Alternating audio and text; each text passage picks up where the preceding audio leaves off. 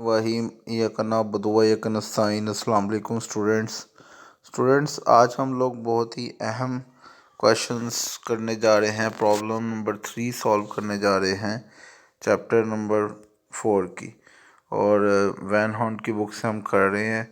और जैसा कि हमने लास्ट लेक्चर्स में प्रॉब्लम दोनों सॉल्व कर ली हैं, तो आज हम लोग फर्दर करने हैं सुपीरियर सीमेंट कंपनी। सो अब पढ़ने लगे हैं question. Superior cement company has an 8% prefer stock. तो यहाँ पे जो प्रेफर स्टॉक दिया हुआ है वो 8% प्रेफर स्टॉक इशू आउटस्टैंडिंग। तो इसे प्रेफर स्टॉक का जो रेट होता है केपी से इंडिकेट कीजिएगा, ठीक है। With each sharing have 100 face value.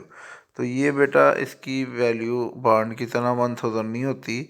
ये प्रेफर स्टॉक वाले क्वेश्चन में जितनी वैल्यू गिवन है उतनी ही आपने मेंशन करनी है। Currently the yield is 10%। जो आजकल डेट चल रहा है वो 10% है, ठीक है। सो इसके बाद स्टूडेंट,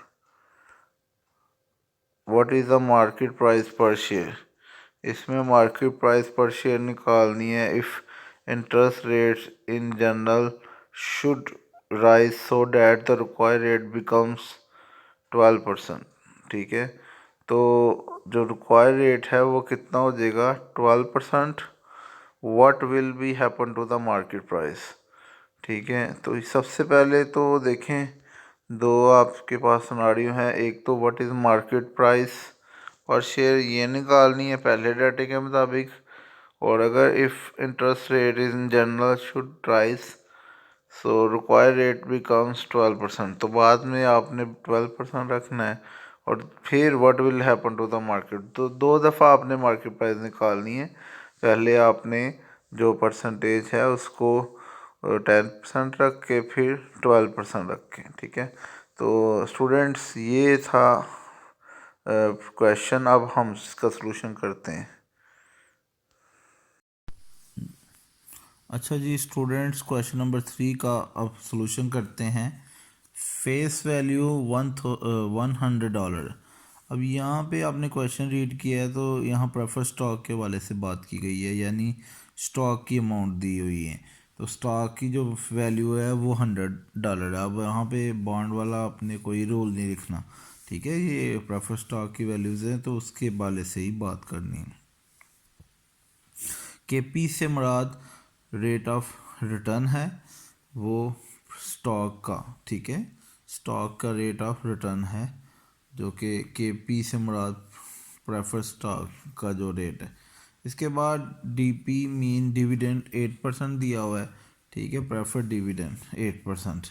तो अब हमसे पूछा जा रहा है मार्केट प्राइस पर शेयर, ये निकाले। तो याद रखें, जब भी प्रेफर स्टॉक वाला क्वेश्चन होगा तो मार्केट प्राइस कैसे निकलेगी, P not equal to dividend, ठीक है, of prefer stock divided by required rate of prefer stock.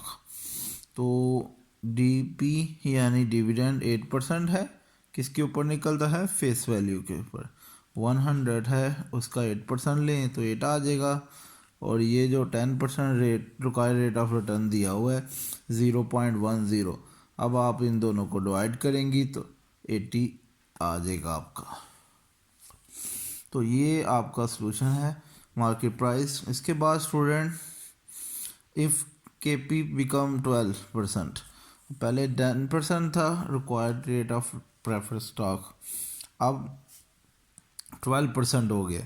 तो अगर ये 12% हो जाता है तो सारी बात है, ऊपर तो 8 है हमारे पास, ठीक है, जो डिविडेंड प्रेफर स्टॉक, और डिवाइड 0.12 आ जाएगा तो इसकी जो वैल्यू हो जाएगी अब 66 आ जाएगी। यानी ये रेट ऑफ रिटर्न बढ़ने से जो है वैल्यू वो पहले से ड्रॉप हो जाएगी, ठीक है। ये इसका मतलब है। आपके सामने क्वेश्चन है, ठीक है। पहले 80 आया था, फिर वो ड्रॉप 66 पे हो गया था। तो ये बेटा क्वेश्चन है। अगर आप इसके हवाले से कोई क्वेश्चन होगा आप पूछ लीजिएगा, ठीक है। Thank you very much.